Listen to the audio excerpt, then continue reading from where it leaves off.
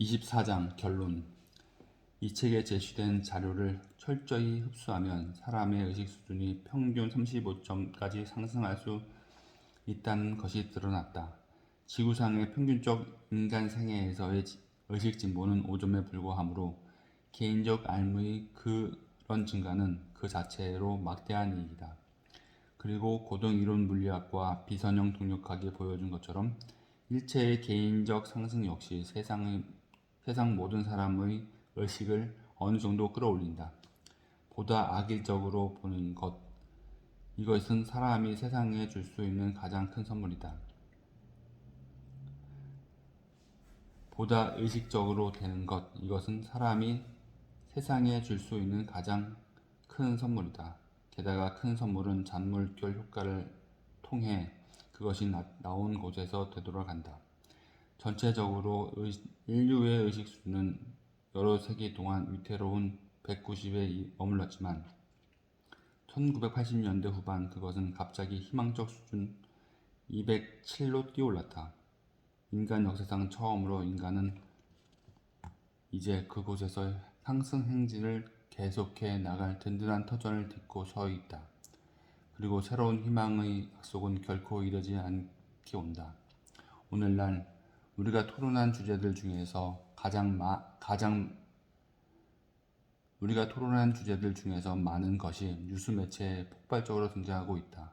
정치적 야만 행위의 극단까지 가는 종교의 왜곡, 돌을 더해가는 범죄의 악행, 아이들의 폭력에 휩쓸리는 것, 정치의 도덕적 혼란, 사교의 엽기적 폭력, 이 모든 주제는 사회적 경향으로서의 거짓말의 만연과 동료 인간에 대한 개인적 집단적 책임에 관한 합의 결핍으로 물들어 있는 어떤 배경막 위에 나타난다. 이 사회적 혼돈과 마비는 판단 근거를 이루는 지침이 부족한 데서 비롯된다. 사실상 도의의 과학에 대한 소론에 해당하는 이 책의 다른 그러한 공백을 메우는 한 걸음은 떼었기를 바란다. 우리가 도의라는 말로서 언급하는 것은 옳고 그름에 대한 협소한 도덕주의적 심판이 아니다. 그것은 삶의 최상의 행동과 관련된 판단과 평가가 나오는 객관적이면서 동시에 사적인 근거다. 어떤 사회적 틀 안에서 우리는 200 수준 이하로 떨어지는 일체의 정치 저도에 대한 수동적 복종을 거부하기를 확실히 선택할 수 있다. 대신 우리는 새롭게 발달한 우리의 검토 및 교정 능력을 그것에 적용해야 한다. 예를 들면 이제는 공직자를 선정하는 명확한 기준을 구축하는 것이 가능하다. 모든 공직은 효율적이기 위해 일정한 최소의 알 수준을 요구한다. 일반적으로 200 이하의 정부 관리라면 문제를 해결하는 것이 아니라 오히려 문제를 만들 것이다. 더욱 큰 문제는 인류 행동의 어두운 면에 비추어 사람이 어떻게 연민을 유지할 수 있는가이다.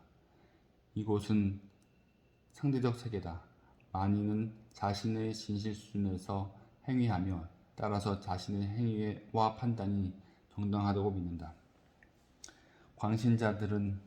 광신자들을 그토록 위험하게 만드는 것이 바로 그 정당성이다.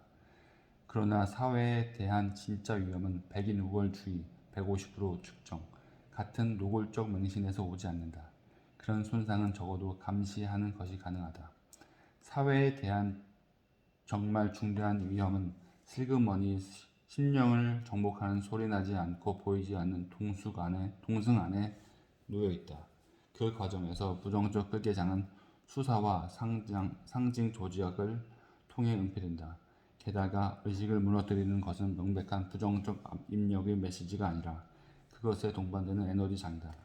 예를 들면 사회 철학의 숱한 유행수적들의 극단적 부정성은 그 책들을 테스트해 보면 분명하다.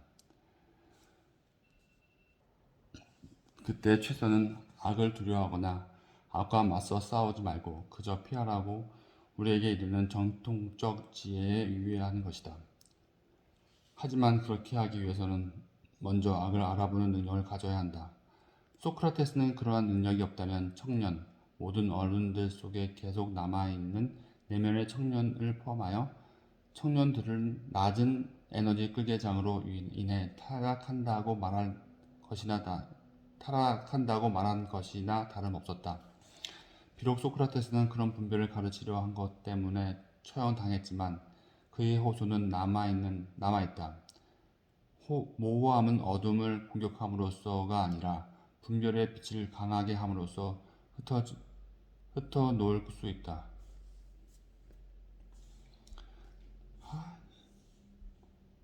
최후의 쟁점은 그 다음에 우리는 어떻게 해야 도덕적 분별의 힘을 가장 잘 배양하고 보존할 수 있는가의 문제다. 우리의 탐구 여정은 마침내 우리를 모든 것 가운데 가장 결정적인 각성으로 이끌었다. 인류는 진실과 거짓의 차이를 알아볼 능력을 결하고 있다. 사람이 이 알의 겸허의 내맡김으로써 사전에 대비할 수 있다. 자신이 속기 쉽고 감각의 유혹에 쉽게 넘어가며 매혹적인 것, 지적 매력을 포함하는 쉽게 현혹된다는 점을 인정할 때 우린 적어도 식별의 초입에 들어선 것이다.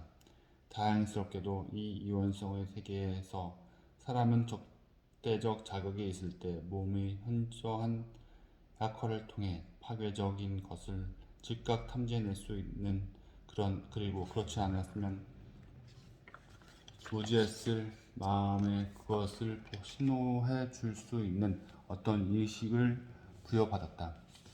궁극적으로 지혜란 나를 약하게 만드는 것을 피하는 그 밖에 필요한 것은 정말이지 아무것도 없다. 단순한 과정에서 환원될 수 있다. 이 기법을 자주 실용할 때 진실과 거짓에 대한 영적 맥목은 자라나는 객관적 통찰력으로 점차로 대체될 수 있다. 일부 운 좋은 극소수는 천부적 영민함을 타고 태어나는 듯하다. 그들의 삶은 계속 명료하며 부정적 동승으로 손상되지 않는다. 그러나 우리들 대부분에게 삶은 그렇게 쉽지가 않았다. 우리는 삶의 많은 부분을 최면술처럼 작용하는 파괴적 끌개장들이 가한 손상을 복구하는 데 손모해왔다. 단 하나의 중독에서 회복되는데 생애의 태반이 지나갈 수 있다. 그리고 가장 일반적이며 소리 없이 치명적인 중독은 부종에 빠지는 것인데 그것은 지적 허영을 통해 우리를 깨닫지 못하게 만든다. 지성은 그 과대 망상과는 달리 거짓을 알아볼 능력이 모자랄 뿐 아니라 식별력이 있다고 해도 스스로를 방어하는 데 필요한 힘이 현격히 모자란다. 지적 공론을 담은 역사의 방대한 소장서적들에 비추어 볼 때 사람이 자랑하는 이성의 능력에 결정적 식별력이 결여되어 있다고 말하는 것은 불손한가? 철학의 전 분야는 인간이 무엇이 진실이고 무엇이 거짓인가에 대한 가장 단순한 인지에 이르기 위해 수천 년간 벌여온 투쟁과 실패에 대한 증언에 불과하다. 그렇지 않다면 토론은 오래전에 어떤 합의에 도달했을 것이다. 그리고 지성이 이러한 기본적 결론에 믿을 만하게 도달할 수 있다고 해도 부정적 장들의 효과를 중단시킬 힘은 여전히 결여되어 있다는 것은 일반적 인간 행동에서 볼 때 분명하다. 지성이 동일한 위력에 체면이 걸린 채 갖가지 그럴듯한 구실을 몽상하는 동안 우리는 우리가 겪는 고통의 원인을 여전히 의식하지 못하고 있다. 사람이 자신의 행동에 자멸적이라는 것을 지적으로 인식하고 있을 때조차도 그 지식은 어떠한 것이든 필요한 억제 효과를 내지 못한다. 자신의 중독을 지적으로 인정하는 것이 그런 중독을 통제할 힘을 가져다 준 적은 결코 없었다. 성경에는 보이지 않는 위력이 사람을 괴롭힌다는 얘기가 있다. 금세기에 우리는 보이지 않는 에너지 광선이 무해해 보이는 물체를 통해 소리 없이 방출된다는 것을 배웠다. 라디움의 발견자들은 그리고 그러한 각성에 자신의 목숨을 대가로 바쳤다. 렌트겐의 X선은 치명적이다. 방사능 방사와 라도는 소리 없이 죽인다. 우리를 파괴하는 끌개 에너지 장들을 똑같이 보이지 않고 그 못지않게 강하지만 훨씬 더 미묘하다. 사람이 뭐에 쓰였다고 할 때 그것이 뜻하는 바는 그의 의식이 부정적 끌개정에 지배당하게 되었다는 것이다. 그 같은 정의를 통해 우리는 사회의 전 부분이 그토록 철저하게 뭔가에 쓰여 있어 자신의 동기를 전혀 의식하지 못하고 있다는 것을 알 수 있다. 사람은 천국이나 지옥을 숭배하며 그러다 결국에는 어느 한쪽의 종이 된다는 금언이 있다. 지옥은 심판하는 신이 지어준 조건이라기보다는 사람 자신이 내린 결정에 불가피한 귀결이다. 말하자면 지옥은 부정적인 것을 끊임없이 선택하여 스스로를 사랑으로부터 격리시키는 행동의 수동적 결과다. 깨달은 존재들은 항상 일반 대중을 꿈속에 빠져있는 존재로 묘사했다. 대다수 사람들은 보이지 않는 위력에 휘둘리며 그리고 우리들 대부분은 삶의 긴 시간을 그런 사실에 대한 절망 속에서 보낸다. 우리는 자신이 지은 죄의 짐을 덜어내달라고 신에게 기도하며 하고 고해를 통해 위안을 구한다. 삶이라는 천의 자책으로 직조되는 것 듯하다. 그렇다면 자신도 모르는 새에 그런 파괴적 영향력에 걸려들게 된 이들에게 구원은 가능할까? 사실 단순히 화학적 관점에서 볼 때도 구원은 정말로 가능하다. 그것은 진실로 사랑하는 생각의 에너지는 부정적 생각이 갖는 에너지보다 엄청나게 더 강하다는 단순한 사실에 의해 보증된다. 따라서 사랑과 기도라는 전통적 해결책은 훌륭한 과학적 근거를 갖는다. 사람은 자신의 본질 안에 구원의 힘을 가지고 있다. 인간 존재는 우리가 온통 짊어지고 있는 어떤 괴로움이나 우리에게는 태어나게 해달라고 청한 기억이 없다. 그런데 뒤이어 우리는 그토록 한계가 커서 삶을 고양시키는 것과 죽음으로 이끄는 것을 거의 구별하지 못하는 어떤 마음을 상속받았다. 삶의 투정 전체에 이 근시안을 초월하는 데 있다. 우리는 의식이 유한성을 극복하고 더 이상 지상에 매이지 않는 지점까지 발전하기까지는 존재의 높은 수준에 들어가지 못한다. 우리가 우리를 무지의 어둠 바깥으로 인도하는 타고난 나침반을 마침내 발견할 수 있는 능력을 얻은 것은 초월을 하려는 우리의 집단적 의지 때문이었을 것이다. 우리에게는 그동안 그토록 엄청난 대가를 치르게 한 교활한 지성의 덫을 우리가 갈 수 있는 매우 단순한 어떤 것이 필요했다.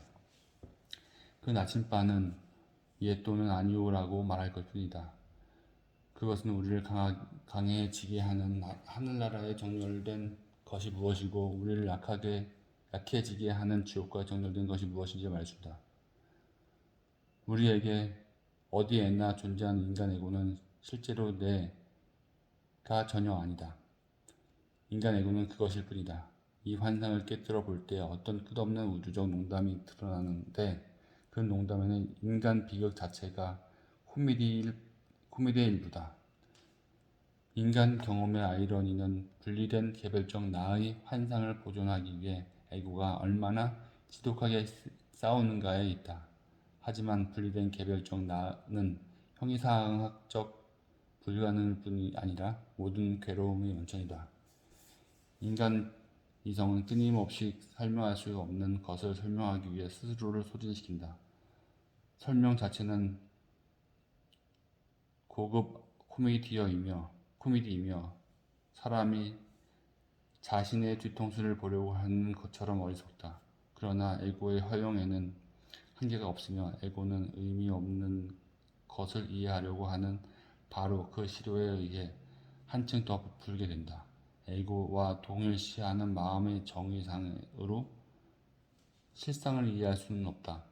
만일 마음이 실상을 이해할 수 있다면 마음은 자신의 관상적 본성을 인지한 순간 곧장 저절로 녹아버릴 것이다. 마음이 에고를 초월한다는 역설을 넘어서야 있는 것은 그것의 무한한 절대성 안에서 우뚝하고 자명하다. 찬란하다. 그 다음에는 모든 말이 무용지물이다. 그러나 아마도 서로의 맹목에 대한 연민으로부터 우리는 자신을 용서하는 법을 배울 수 있다. 그 다음에 평화는 우리의 확실한 미래일 수 있다. 우리의 지상에서는 이 목적은 여전히 모호할 수 있지만 앞에 놓인 길은 분명하다. 인류의 의식 수준이 마침내 200을 넘은 상태에서 우리는 인간 문명 전체에서 큰 변형을 기대할 수 있다. 그것은 인류가 자신의 지식에 대해 그리하여 자신의 행위에 대해 점점 더 책임지게 되기 때문이다. 좋든 싫든 우리는 전적으로 책임지게 되었다. 집단적 삶의 진화에서 우리가 의식 자체의 청지기억을 맡을 수조차 있는 지점에 와 있다. 인류는 더 이상 무지의 대가를 수동적으로 치르는 것을 감수하지 않는데 그렇지 않다면 인류의 공유의식은 새로운 수준으로 상승하지 않을 것이다. 이 시대부터 사람은 더 이상 어둠의 노예가 되지 않기를 선택할 수 있다. 그때 그의 운명은 확실할 수 있다. 오 주여, 모든 영광이 당신께 있습니다. Gloria is exercised there.